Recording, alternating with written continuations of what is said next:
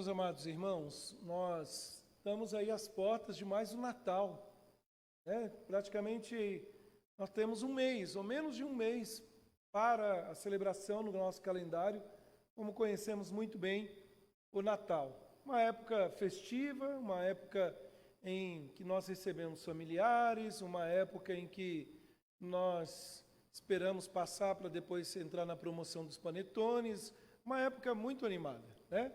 Ou então nós trocamos os panetones, que é tão gostoso, aquela ceia, estarmos juntos. Mas será que nós temos a consciência quem é o personagem principal, a personagem principal do Natal, que não é apenas uma data, que na verdade é apenas uma data do calendário que comemoramos o nascimento de Jesus, mas que no bem da verdade não é tanto em dezembro, mas se ocasionou assim. Mas o ponto aqui, meus irmãos, e eu quero nesta noite começar uma série dentro de um tema da escola dominical, e surgiu a ideia de escrever acerca disso, é um de nós. Há 2 semanas ministrei aula na escola bíblica, nós temos estudado quem é Jesus, a série dentro do aspecto cristológico, conhecendo a Jesus. E eu quero trabalhar um pouquinho ao longo de algumas semanas até o Natal sobre esse tema, é um de nós. E hoje, meus irmãos, eu quero falar deste que é um de nós, que ele é a palavra viva, ele é o verbo de Deus. E eu quero te convidar a abrir sua Bíblia lá no Evangelho de João, no capítulo 1. Nós vamos ler apenas 2 versículos, o verso 1 e o verso 2. E ao longo das semanas e ao longo dos próximos domingos nós vamos trabalhar também com prólogo aqui, o início deste Evangelho de João. Versículo 1 e 2, um texto bem conhecido, nos diz assim: No princípio era o Verbo, e o Verbo estava com Deus, e o Verbo era Deus. Ele estava no princípio com Deus. Vamos orar? Senhor, nós já oramos, suplicando que o Senhor fale conosco. E esse de fato é o nosso desejo, Senhor. Ouvir a Tua voz. Colocar em prática. Ser tocado pela Tua voz, pela Tua palavra. Não sairmos indiferentes. Mas desejosos, ó Pai, sairmos nesta noite. Com o propósito de servir mais e mais o Senhor. Senhor, fale conosco nessa noite. Nós oramos em nome de Jesus Cristo. Amém e amém. Há um escritor chamado Marshall McLuhan. Ele diz o seguinte: o maior obstáculo à comunicação é a ilusão de que ela foi alcançada. O maior obstáculo à comunicação é a ilusão de que ela foi alcançada. O objetivo, meus irmãos, da comunicação é clareza.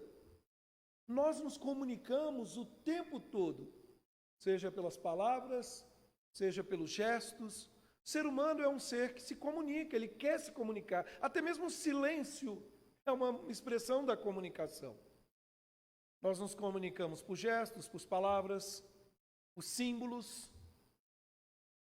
E quando falamos, nós queremos que a nossa mensagem seja recebida.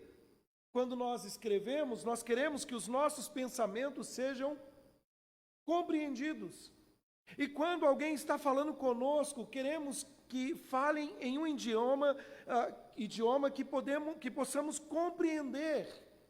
E é frustrante quando as pessoas falam em uma língua codificada ou numa outra língua e tem informações privilegiadas que nós não temos. Enquanto eu estava refletindo sobre o nosso texto, escrevendo, eu cresci no meio de orientais, coreano e japoneses, e eu lembro quando o meu patrão e aquele que me ensinou todo o ofício da farmácia, né? Ele e a sua esposa, que são coreanos, vieram da Coreia, não eram apenas nascidos, né, aqui, mas nasceram na Coreia, e eles começavam a conversar em coreano. Eu fazia uma cara de paisagem, tentando entender, e depois que você ganha um pouco de intimidade, eu chegava ao ponto de dizer para eles assim: dá para vocês falar o que vocês estão conversando? Que eu não estou entendendo nada. Então é frustrante quando alguém está falando uma linguagem decodificada diferente da nossa, e nós não conseguimos entender. Mas não precisa ser uma língua estrangeira. Quando alguém começa a conversar um assunto que você não domina, uma linguagem bem popular, bem dos jovens, nós ficamos boiando. Nós ficamos à deriva, não entendendo nada. Meus irmãos, na comunicação, nós queremos compreender e ser compreendidos. E é interessante porque o apóstolo, com o apóstolo João, não foi diferente. Assim como os outros servos do Senhor, inspirados da parte de Deus, que comunicaram a verdade de Deus vinda do trono, o Senhor quer ser compreendido através da Escritura, e só podemos fazer isso através da iluminação do Espírito Santo. Na introdução do Evangelho de João, João difere dos outros 3 evangelhos que nós conhecemos como evangelhos sinóticos, ou sinópticos, depende, pode ser sinótico ou sinóticos, que são aqueles que narram a vida, o ministério de Jesus, sobre o mesmo ponto de vista, com aspectos um pouquinho diferentes um do outro. Por exemplo, o evangelista Mateus, ele escreveu pensando em seus companheiros judeus, e enfatizou que Jesus, o Jesus de Nazaré, havia cumprido as profecias do Antigo Testamento. Ele era o Rei dos Reis. Já Marcos, ele escreveu para um público gentil, ou seja, na sua maioria ocupados como romanos, apresentando Jesus como o servo sofredor, ministrando ali aos necessitados. Já Lucas, o médico, ele escreveu o seu evangelho para os gregos e apresentou Jesus como o compassivo Filho do Homem, enfatizando a humanidade perfeita de Jesus, ou o homem perfeito que era tão desejado ser alcançado pelos gregos. Agora, João, o discípulo amado, ele escreve tanto a judeus quanto a gentios, apresentando Jesus como o Filho de Deus, enfatizando a sua divindade. Enquanto os 3 primeiros evangelhos se concentram, a nossa ordem aqui, os 3 primeiros, se concentram na descrição dos eventos da vida, da obra de Jesus, João enfatizou o significado desses eventos. O evangelho de João, ele não é tanto biográfico, assim como os outros evangelhos. Não, o evangelho de João é um evangelho que poderíamos dizer que ele age com um argumento teológico para a divindade de Jesus. E esse é o propósito, falar não apenas da pessoa humana de Jesus, seu nascimento, sua vida, sua morte, mas falar da sua divindade. João usa cada evento, cada declaração, cada milagre, cada título para mostrar que Jesus é Deus.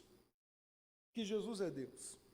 Ele chega ao ponto de fazer uma afirmação audaciosa ao declarar o propósito da sua escrita. Lá no capítulo 20, o versículo 31, na NVI, ele diz assim: mas estes foram escritos para que creiais que Jesus é o Cristo, o Filho de Deus, e para que, crendo, tenhas vida em seu nome. Ou seja, João quer que acreditemos que Jesus é Deus, e ele escreve com um claro propósito evangelístico. Tanto é que este livro pode ser usado, e muito bem usado, como material de apoio na evangelização. O evangelho de João sendo pregado como material evangelístico, porque apresenta não só Jesus como homem perfeito que veio a essa terra, que morreu, sofreu por nós e morreu, mas como Deus encarnado, o Deus que ama o seu povo. E para cumprir esse propósito, João, ele registra de uma forma meticulosa 7 declarações. Eu sou, ele diz, eu sou o pão da vida, eu sou a luz do mundo, eu sou a porta das ovelhas, eu sou o bom pastor, eu sou a ressurreição e a vida, eu sou o caminho, a verdade e a vida, eu sou a videira verdadeira. E isso nos lembra a declaração do eu sou, lá no Antigo Testamento, quando o Senhor se declara a Moisés, e ele afirma a Moisés, diga ao povo que o eu sou te enviou. Êxodo capítulo 3, versículo 14. E observe, meus irmãos, que Jesus não disse que ele deu o pão, mas que ele é o pão. E nós podemos aplicar isso em todos os outros aspectos. Jesus não disse, existe um caminho.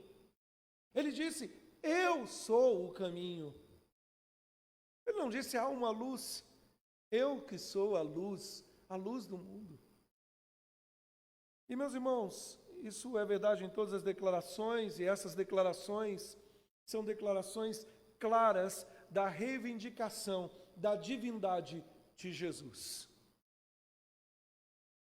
E além disso, João registra também, além dos 7 eu sou que temos registrados aqui, ele registra 7 milagres ou sinais que apontam também para a natureza divina de Jesus. São eles: transformar a água em vinho, capítulo 2, curar o filho de um homem, capítulo 4, curar um coxo, capítulo 5, multiplicar pães e peixes, capítulo 6, andar sobre as águas, o que um pastor midiático essa semana questionou, esse andar sobre as águas, curar um cego, ressuscitar Lázaro dentre os mortos.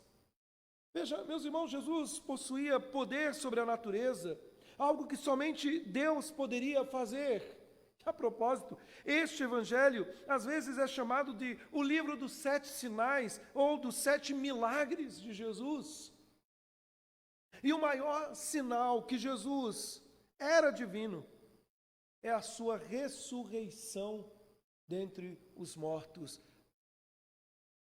João fornece para nós, meus irmãos, o que podemos chamar de um emocionante relato de uma testemunha que foi testemunha ocular. Ele foi um dos primeiros discípulos a encontrar o túmulo vazio. Ele registra várias aparições pós-ressurreição de Jesus. Jesus não era um fantasma. Jesus não era um imaginário do povo, um mito. Não, ele era real. E tão real, homem tão perfeito, mas não podemos nos esquecer que ele também é o Deus perfeito. João quer, meus irmãos, deixar de uma forma inequívoca que Jesus é o divino Filho de Deus, a quem devemos crer. Ele oferece provas convincentes de que Jesus deveria ser o nosso Deus. Se você olhar o texto que nós lemos, no versículo 6, no primeiro capítulo, ele diz, houve um homem enviado por Deus, cujo nome era João. Sabe, meus irmãos, não é o fim da história, mas o começo. E a nossa atenção agora vai ficar voltada sobre Jesus como o Verbo de Deus, a palavra viva. Nas próximas semanas, se Deus quiser, nós vamos tratar de outros aspectos do prólogo aqui.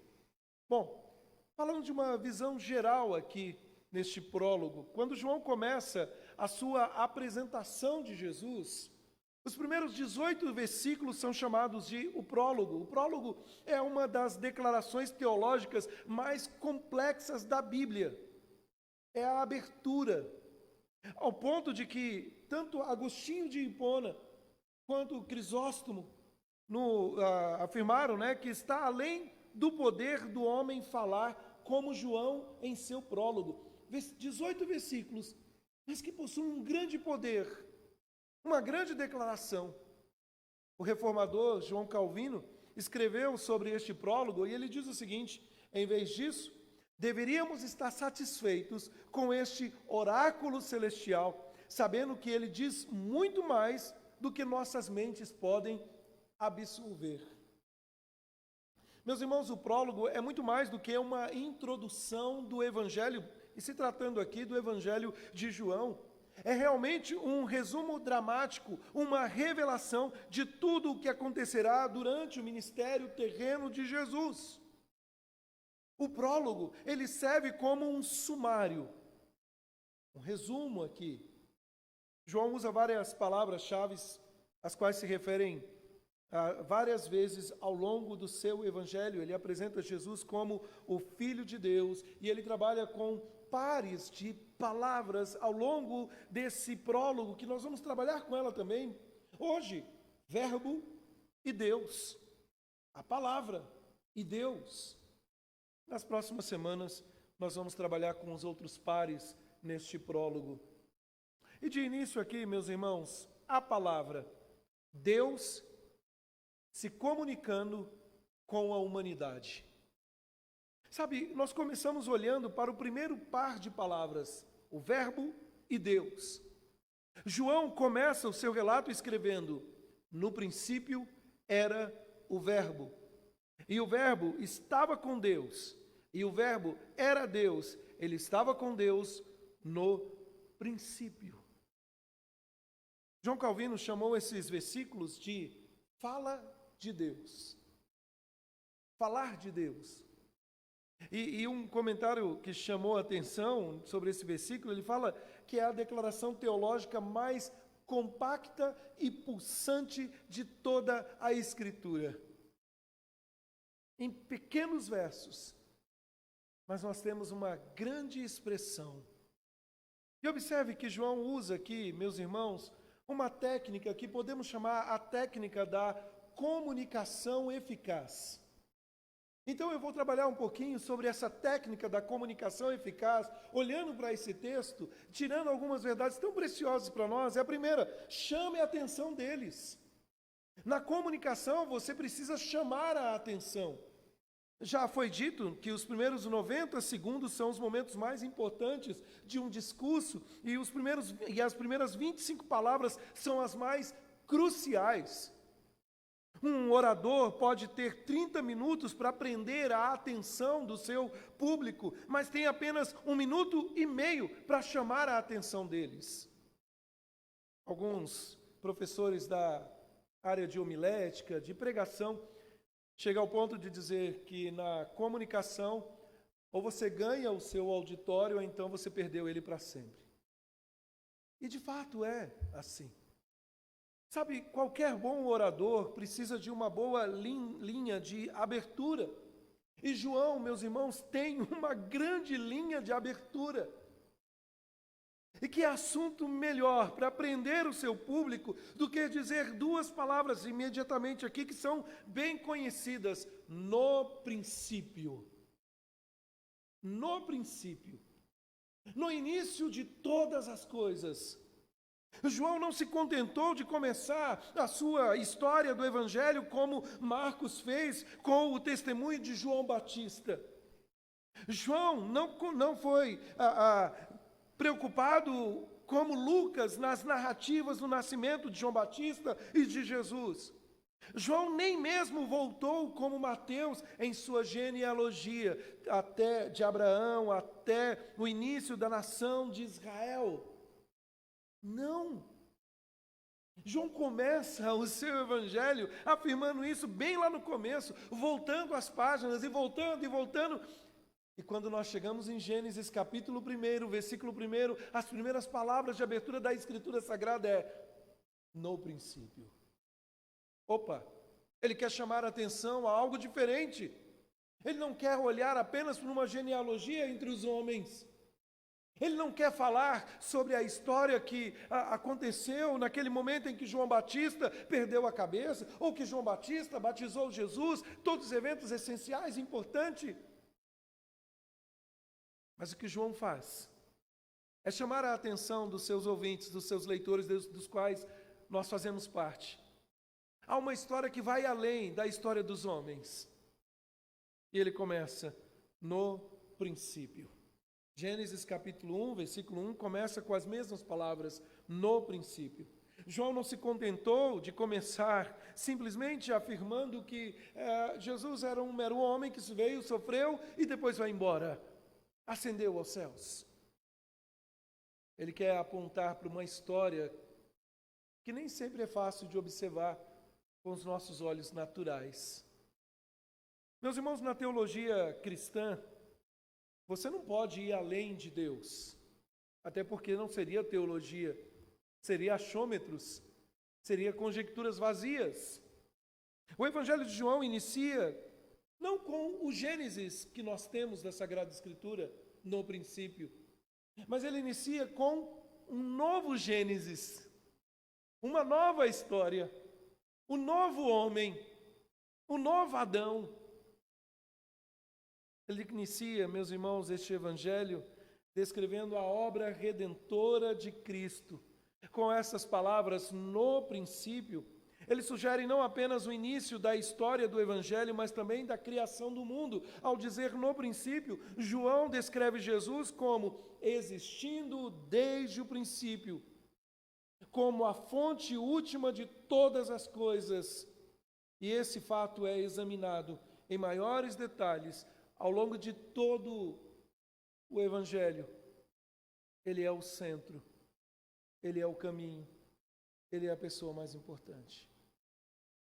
Mas em seguida, além de prender a atenção dos seus leitores, dos seus ouvintes, ele usa uma linguagem que todos possam entender. Uma segunda questão que falamos sobre a técnica da comunicação é fazer uma comunicação eficaz, é fazer uma comunicação que seja inteligível, em que as pessoas compreendam. E João apresenta Jesus como o verbo, e ele não começa falando que Jesus é o verbo com o V minúsculo, não, ele é o verbo maiúsculo, com um V maiúsculo, e na frase seguinte ele diz, era Deus, só para esclarecer. A palavra, o verbo, se refere a Jesus Cristo. João identifica este verbo com Jesus. Se você saltar os olhos e olhar no versículo 14, acompanhe aí na sua Bíblia, diz assim, e o verbo se fez carne e habitou entre nós, cheio de graça e verdade, e vimos a sua glória, glória como o Filho unigênito do Pai, como do unigênito do Pai. Meus irmãos, nós falamos sobre isso na aula, há 2 semanas, na nossa aula da EBD, na semana passada, sobre um como nós. Nós vimos a sua glória. Porém aqui, meus irmãos, nesse texto que nós temos em questão, o texto que nós acabamos de ler, ele localiza a existência de Jesus na eternidade passada com Deus. O termo, o verbo aqui, transmite a noção da autoexpressão ou discurso divino e tem um rico pano de fundo no Antigo Testamento. João, ele chama Jesus de a palavra, o verbo, porque ele passou a ver as palavras de Jesus como a verdade de Deus e a pessoa de Jesus como a verdade de Deus, e a única maneira tão unificada é que o próprio Jesus, em sua vida, em sua obra, em seu ensino, em sua morte, em sua ressurreição, foi a mensagem final e decisiva de Deus. Ou, para simplificar, o que Deus tinha a nos dizer não era apenas, ou principalmente, o que Jesus disse, mas quem era Jesus e o que ele fez. O autor da carta aos Hebreus, ele diz, havendo Deus, outrora falado, de muitas maneiras, pelos pais, pelos profetas, nesses últimos dias. Ele tem nos falado de que maneira? Tem nos falado pelo Filho, a quem constituiu o herdeiro de todas as coisas e que tem sustentado o universo com a palavra do seu poder. Que privilégio para nós. A palavra viva, o Jesus ressuscitado que fala conosco hoje. A palavra grega que aparece aqui, meus irmãos, traduzida como verbo, é logos. Para os judeus, o logos, ele tinha raízes no Antigo Testamento, comunicando o poder de Deus. Nós vemos no livro do Gênesis que Deus falou e tudo veio à existência. Disse Deus e assim aconteceu. Sabe, ele incorporava para os judeus o verbo, o logos, incorporava a energia criativa de Deus. Na história da criação, nós lemos 9 vezes. Deus disse, Ele falou, a palavra veio, trazendo à existência todas as coisas. Ele disse, haja luz, e houve luz. Haja isso, haja aquilo, e houve. Vegetação, terra, céu, animais, sol, o homem. Ou seja, com a sua palavra ele criou, e o salmista, nesse pensamento judaico, ele reitera, no Salmo 33, versículo 6, ele diz assim, pela palavra do Senhor foram feitos os céus, e pelo sopro da sua boca as hostes estrelares. Mas diferente dos judeus, os gregos olhavam a palavra, e olham a palavra logos, porque até hoje dentro da filosofia é corrente. Para os gregos o logos era mais do que mais um princípio filosófico do que o poder em si. A palavra incorporava o pensamento, a sabedoria, a razão, a racionalidade. Por volta do ano 560 a.C., um famoso filósofo Heráclito, ele havia dito que a única realidade permanente e duradoura no fluxo de mudanças constantes era o logos, a palavra. A razão de Deus que controlava e guiava esse vapor de mudança, segundo Heráclito. Para o cristão, para o crente, o logos era o maior que o poder divino, maior do que o poder racional. É a proclamação redentora de Deus. Para o cristão, ele entende que o logos é o caminho para Deus, é Jesus. E como nos disse o Senhor, Ele é o caminho, Ele é a verdade, Ele é a vida. Ninguém vem ao Pai, senão por Ele. Jesus é a mensagem, Jesus é a palavra viva. Então veja, João vai além do conceito familiar do logos que os seus leitores judeus e gentios teriam apresentado, ou apresentavam. E ele apresenta Jesus Cristo como um ser pessoal, totalmente divino, mas totalmente humano. O verbo de Deus é eficaz. Ele fala, as coisas passam a existir. E ao falar, Deus se relaciona pessoalmente com o seu povo. Além disso, meus irmãos, Cristo não era simplesmente uma personificação da revelação de Deus como os judeus pensavam, mas era de fato a perfeição, a perfeita revelação de Deus em si, em carne e osso, um como nós, andando entre nós, sofrendo como nós, passando privações como nós, sem pecado. Ao ponto de que, lá em João capítulo 14, versículo 8 e 9, Jesus respondeu a Filipe, você não me conhece? Filipe, mesmo depois de tanto tempo que estou entre vocês, quem me vê, vê o Pai. Como, pois, dizeis, mostra-nos o Pai? Você não acredita que eu estou no Pai e o Pai em mim? As palavras que eu digo não são apenas as minhas, mas é a do Pai, vivendo em mim, que está fazendo a sua obra.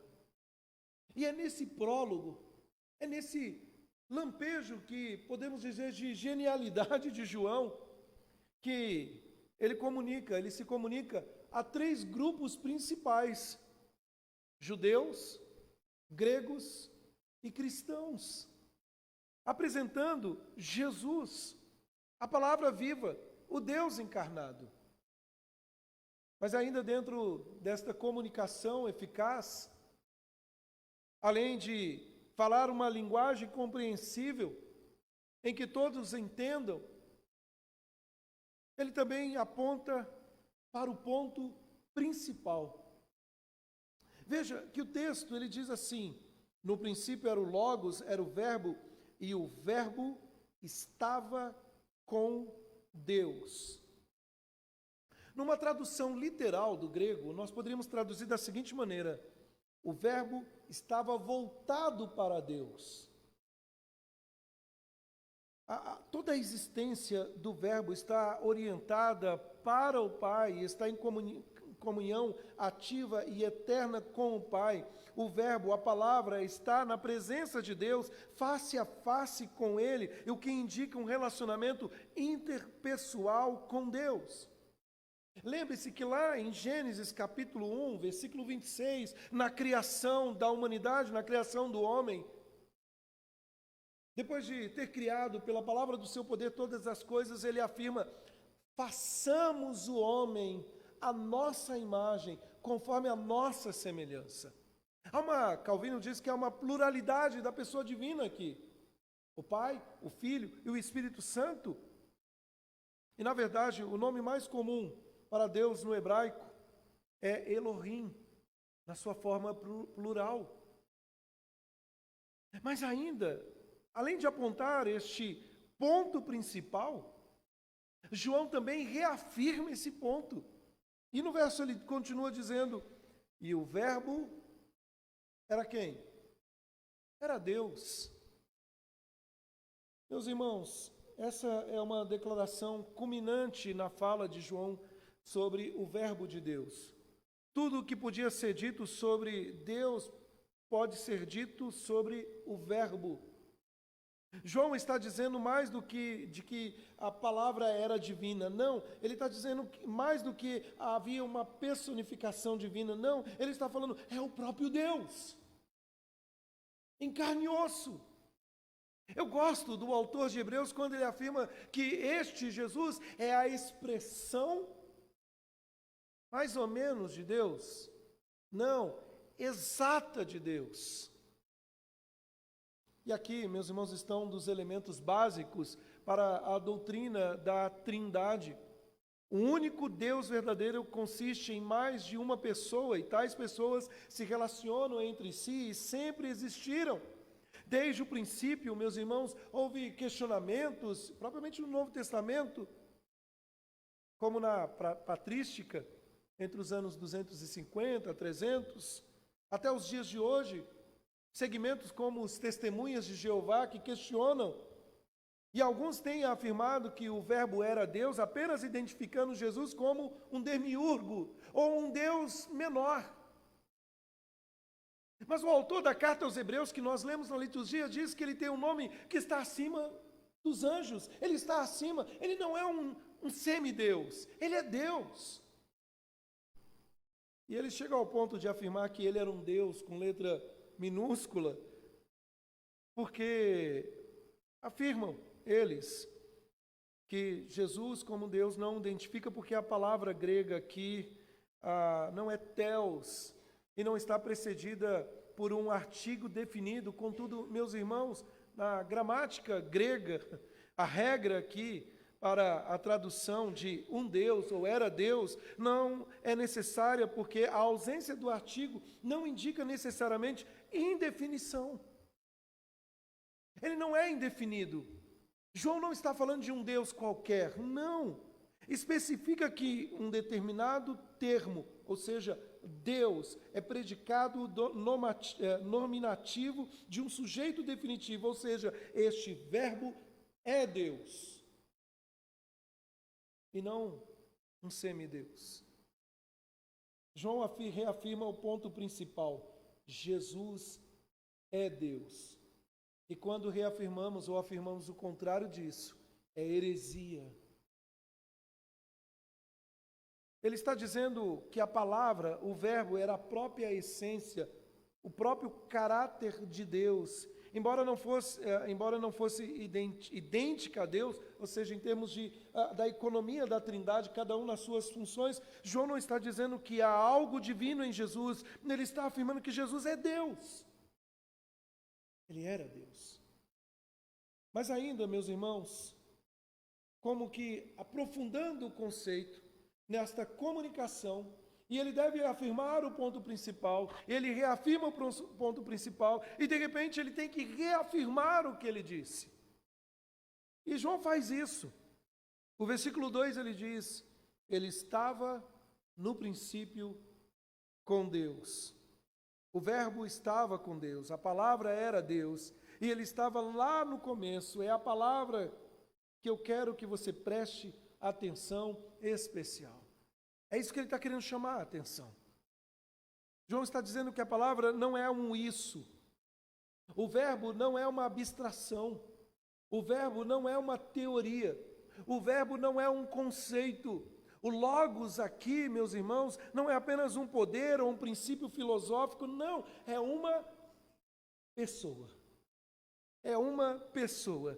Deus veio até nós pessoalmente. O seu nome é Jesus, é Emanuel, Deus conosco. Jesus não é distante ou indiferente. Ao ler João, ele enfatizará a natureza pessoal de Deus de uma forma repetida aqui. Jesus é aquele que se preocupa, se compadece, que sofre as nossas dores. O contexto da mensagem era o próprio Cristo. O homem da mensagem é a mensagem. Ele é a palavra, ele é a mensagem em pessoa. Jesus é a palavra de Deus entre nós, ou para nós. E quando Deus decidiu dar a sua mensagem final à humanidade, Ele não a enviou apenas em um livro que veio depois que nós temos a Sagrada Escritura, a Bíblia nas nossas mãos. Em vez disso, Ele enviou e se tornou essa palavra para nós. E se você gosta de ler os livros mais antigos, você não tem a companhia dos escritores sentado ao seu lado, explicando o texto. Em alguns momentos você tem que ler, voltar e reler, porque não sei se é essa bem a ideia principal do autor. Mas o que é maravilhoso é que à luz da Sagrada Escritura nós temos o próprio autor, todos os dias, a palavra viva, falando conosco. Meus amados irmãos, Jesus é a palavra de Deus para nós. E quais são as implicações deste verbo de Deus para as nossas vidas? Quais são as implicações do nosso cotidiano? Ok, João falou para os seus leitores originais ali, para os seus ouvintes, ele é o verbo de Deus, eu entendi, ele é eterno, ele estava no princípio com Deus. Mas nós afirmamos que ele é um de nós. E como isso se aplica para nós hoje? Meus irmãos, em toda essa teologia, quais são os valores práticos aprendidos em uma introdução de Jesus como o Logos, como o Verbo? Há muitas implicações, mas eu quero oferecer apenas algumas para nós. Em primeiro lugar, Deus falou. Deus falou. Ele não é mudo, mas ele se comunica. Deus sempre teve uma palavra, pois ele é a palavra. O Todo-Poderoso não fica sem palavras. Deus falou em seu Filho Jesus. Jesus é Deus se revelando a nós em uma linguagem que podemos entender. Se você quer saber como Deus soa, ouça a sua palavra. Se você quer saber o que Deus quer que você faça, leia a palavra, as palavras de Jesus. Se você está procurando um sinal do céu, a palavra é o roteiro que você deve seguir. Se você quer saber como chegar ao céu, siga aquele que veio do céu, Jesus. Deus fala. E nós temos que tomar muito cuidado, meus irmãos, porque nos tempos em que vivemos, como foi no passado, muitos chegam ao ponto de dizer Deus está mandando te dizer quando Deus não está falando, porque está desassociado da sua palavra. Cuidado, confirme, olhe pela Escritura. Também tome cuidado ao orar, dizendo, Senhor, qual é a tua vontade para a minha vida? Mas sua Bíblia vive fechada. John Piper, Ele expressa isso ao afirmar, não é que Deus não está falando, é a sua Bíblia que está fechada. Porque Deus fala. Eu tenho um conhecido, um amigo coreano, reverendo Paulo Won, e ele escreveu recentemente um livro chamado Deus Falou na Língua dos Homens. E eu quero ler uma pequena sinopse deste livro, muito bom, vale muito a pena você ler, que ele diz o seguinte: Deus não apenas se revelou como fez, de forma que se fizesse entender. Ele optou por falar nossa língua, por se ajustar às limitações de gramática, vocabulário e compreensão dos seres humanos. Como a palavra eterna rompeu os céus, desceu aos corações.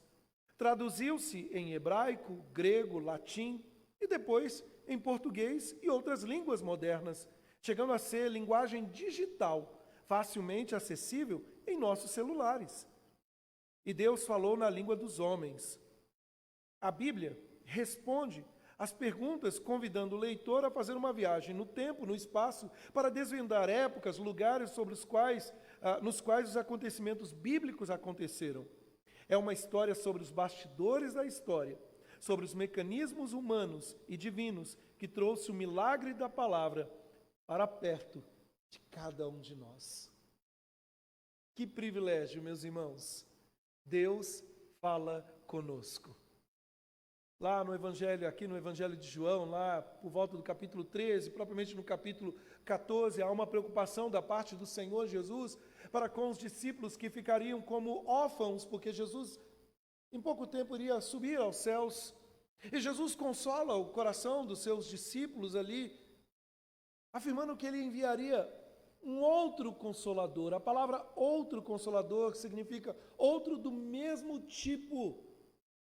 Nós temos o Espírito Santo que nos assiste em nossas fraquezas, que nos conduz em nossa caminhada, e é o Deus que fala conosco todos os dias. Que privilégio você poder, nesta noite, ouvir Deus falar com você.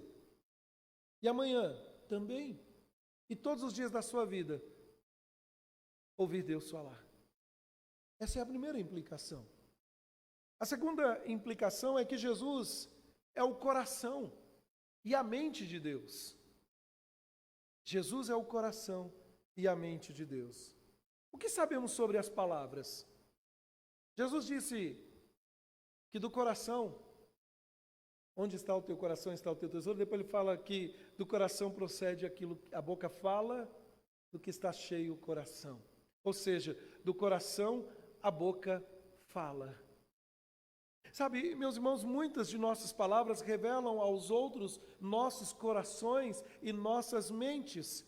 Revela o que estamos pensando. Então, Jesus é a palavra de Deus que revela o coração e a mente de Deus para nós. O próprio Jesus afirmou em João capítulo 14, verso 24, afirmando o seguinte: estas palavras que você está ouvindo não são minhas, elas pertencem ao Pai que me enviou. Olha que jogo de palavras. A palavra falou palavras. Se você quer conhecer a Deus, conheça Jesus. Se você tem fome de Deus, leia as palavras de Jesus. Reverendo Augusto Nicodemos chega ao ponto de afirmar, alguns anos atrás, que nunca se cantou tanto e nunca se teve na nossa geração um analfabetismo bíblico tão grande como vivenciamos. Porque as palavras são desconexas. Porque simplesmente queremos selecionar palavras ao nosso bel prazer e não queremos ouvir o que Deus tem a nos falar. Mas além de ser o coração e a mente de Deus, Jesus é a palavra completa. Uma palavra é composta de letras. E foi Jesus que disse que ele é o alfa e o ômega, o que era e o que há de vir, o todo-poderoso. Ou seja, ele é a primeira letra, o alfa do alfabeto grego, e o ômega, a última letra. Ou ele é o A a Z. Jesus é a personificação de tudo que nós precisamos. Se você está procurando respostas, elas são encontradas na palavra em Jesus. Se você está procurando um significado para a sua vida, você encontrará na palavra de Jesus. Se você está procurando direção para a sua vida, você encontrará em Jesus. Então Ele é a palavra completa. É o que nós precisamos. Mas ainda, as palavras de Jesus são difíceis de seguir. E há um aviso em torno disso. Lá no capítulo 6 de João, que é um dos capítulos mais comoventes que nós temos aqui, Jesus move as pessoas ali e age com compaixão. Neste capítulo 6, nós testemunhamos Jesus alimentando 5.000 pessoas ali, andando sobre as águas, proclamando que Ele é o pão da vida. A multidão ao redor de Jesus havia crescido bastante. E Jesus alimentou aquela multidão. Jesus realizou grandes milagres. Jesus proferiu ensinamentos poderosos. Mas então Jesus fez um desafio ali no capítulo 6. E no versículo 53 ele diz: se não comerdes a carne do Filho do Homem e não beberdes o seu sangue, não tereis vida em vós. Na nossa versão, transcrita aqui, em verdade vos digo, se não comerdes a carne do Filho do Homem e não beberdes o seu sangue, não tendes vida em vós mesmos. Nós podemos, meus irmãos, simplificar o que Jesus está dizendo aqui com outras palavras e simplesmente dizer o seguinte: você tem que aceitar tudo de mim, não apenas a alimentação e os meus milagres. Você tem que cruzar a linha da fé, aceitar as minhas palavras e me seguir completamente. E qual foi a resposta daquela grande multidão? Será que as pessoas ali falaram: oh, Jesus, eu quero te seguir, é isso que eu quero, tudo bem, Senhor? Não. No relatório de João aqui, meus irmãos, ao ouvir isso, muitos dos seus discípulos disseram, lá no versículo 60, duro é este ensinamento, quem pode ouvir, quem pode aceitá-lo? Essas palavras são duras. E aí, é interessante, o versículo 66, e no versículo 66 diz que desde então, muitos dos seus discípulos voltaram atrás e não mais andavam com ele. Porque essas palavras são duras, difíceis. As palavras de Jesus são difíceis de seguir. Por quê? Porque são difíceis de seguir. Porque a palavra obriga as pessoas a escolher um lado. Ele desafia as pessoas a se posicionarem. Com Jesus não havia meio termo, nenhuma área cinzenta.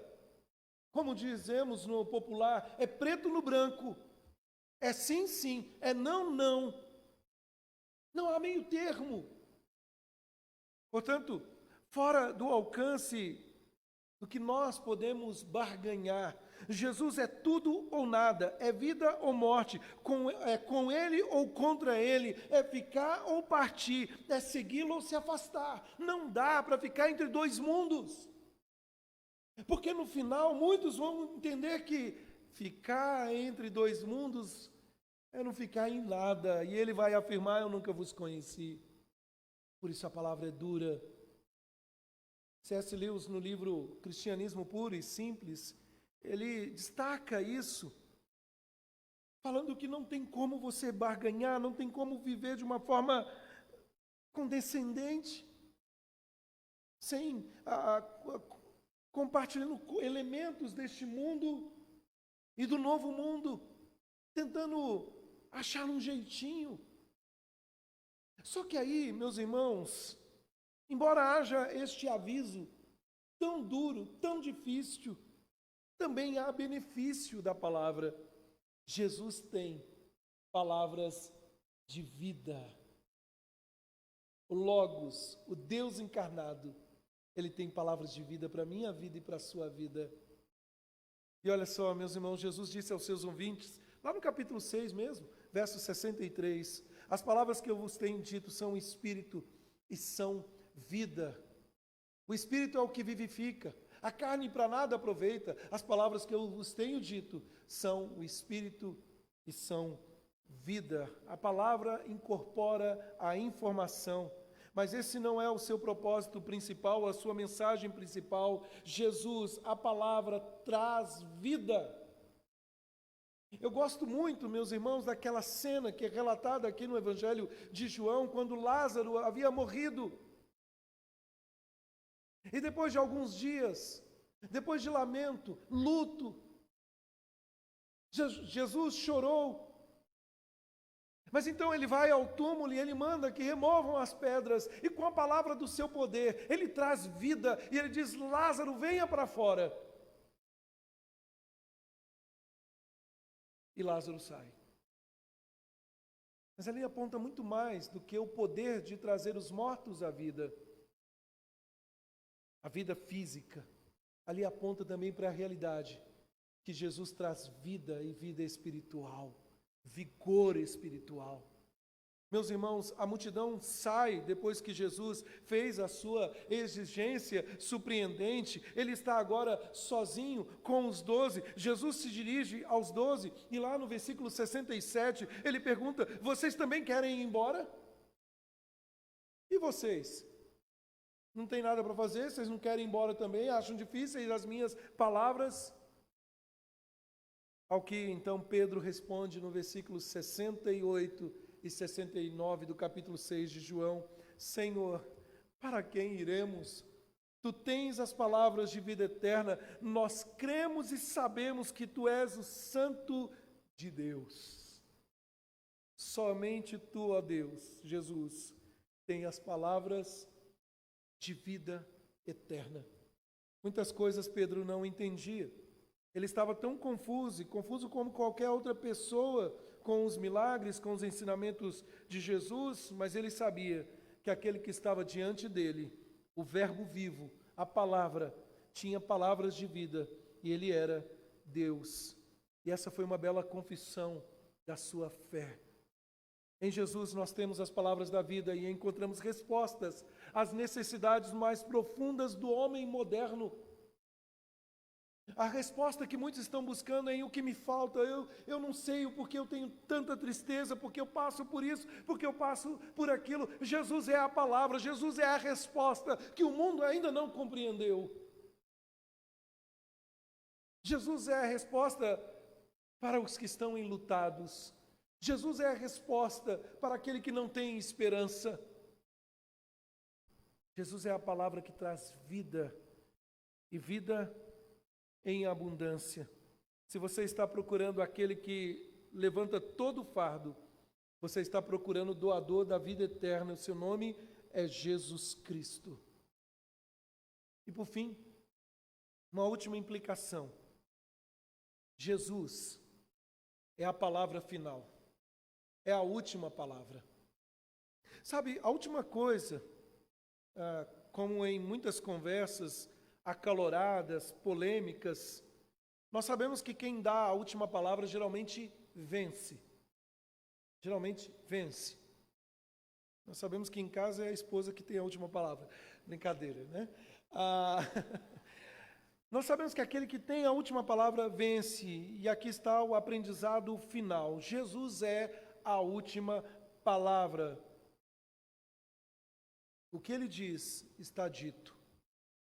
E a verdade é, disse Deus, e homem nenhum pode impedir. Agora, meus irmãos, qual será, preste atenção nisso, qual será a última palavra de Jesus para você? Será que a última palavra de Jesus para você é: bem-vindo ao lar, meu servo bom e fiel. Eu tenho uma morada especial preparada para você. Entre no meu gozo, entre no meu descanso eterno. Ou será: afasta-te de mim, eu nunca te conheci. Jesus é Deus se comunicando conosco em uma linguagem que podemos entender. Ele falou palavras de vida, ou da vida. Agora, você entende que Ele é Deus? Você crê nele? Você tem seguido suas palavras, apesar de serem duras, difíceis? Ele é um de nós. E Ele está aqui nessa noite. Ele sabe das suas dores, do seu sofrimento. Ele, assim como no passado se compadeceu de uma viúva, de um cego, de um coxo, dos desvalidos, Jesus se compadece de nós. Mas Ele não faz vistas grossas ao pecado, a uma vida distante dEle. Por isso, Ele nos convida. E o convite dEle para nós hoje é: venha a mim. Jesus não está nos chamando para uma nova religião, dos judeus, dos gregos, dos cristãos. Jesus está nos chamando para intimidade pessoal com o próprio Deus. É por isso que encerramos as nossas orações em nome dEle, em nome de Jesus. Vamos colocar de pé, vamos orar.